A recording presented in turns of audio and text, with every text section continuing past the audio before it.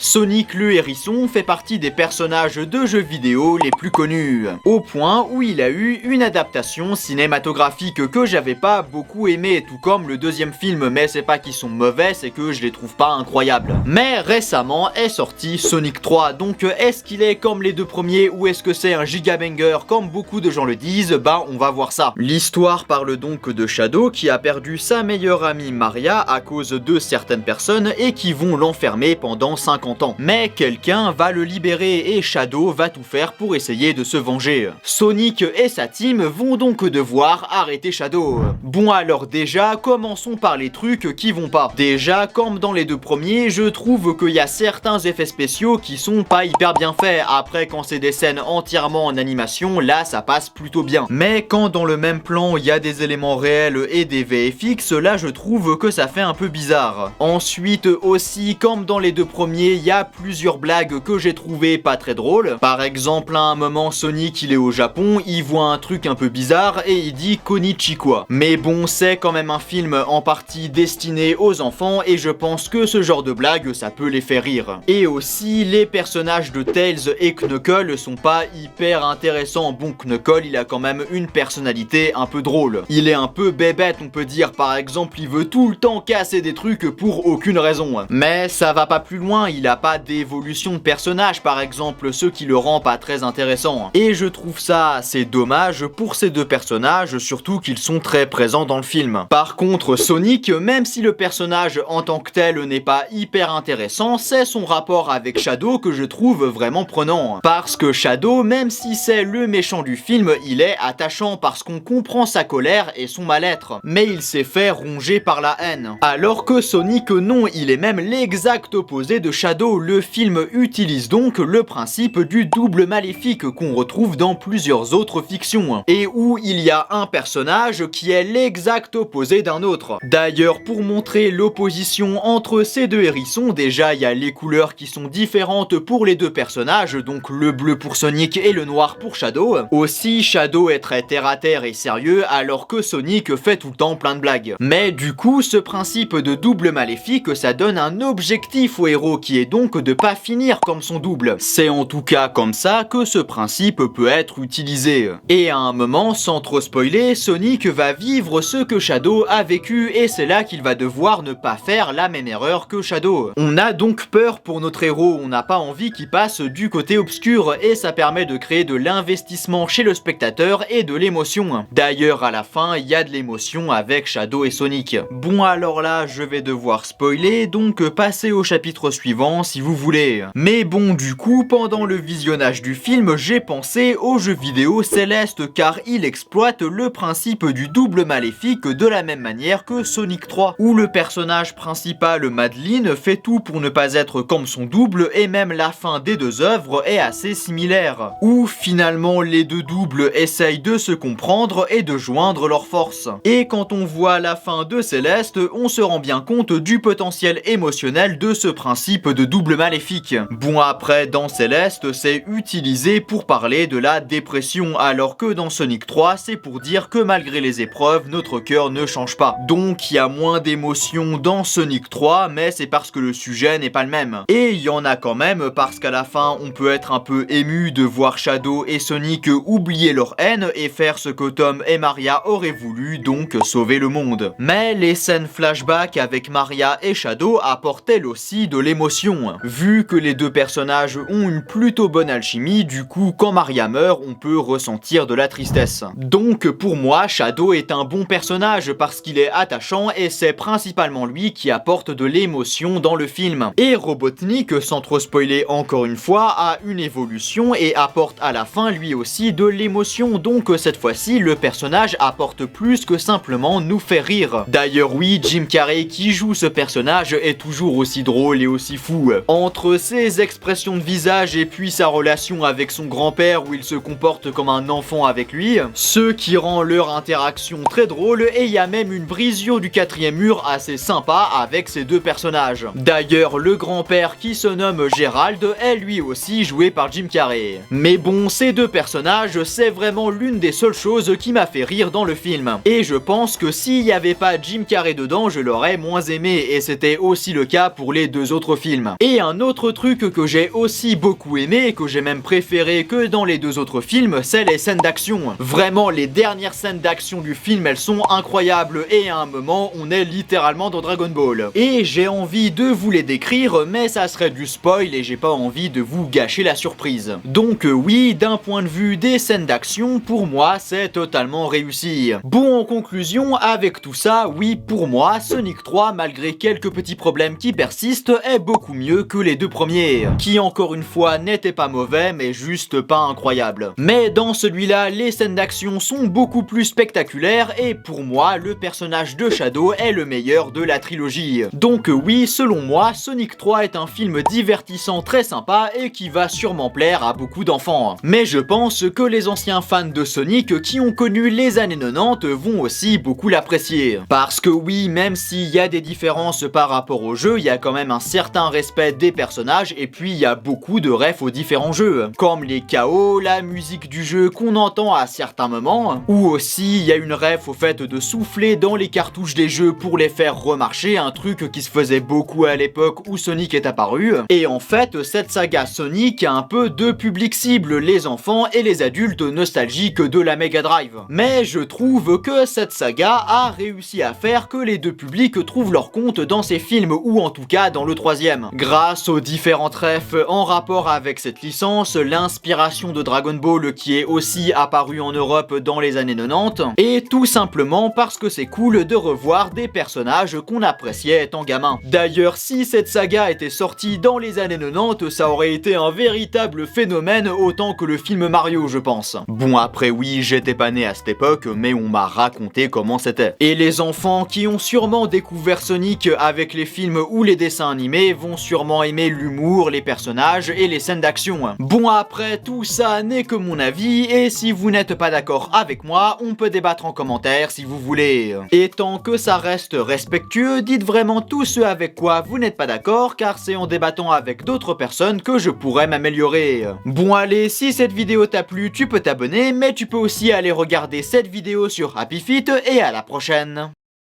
Ça aurait été un véritable phénomène. Phénomène. C'est un phénomène.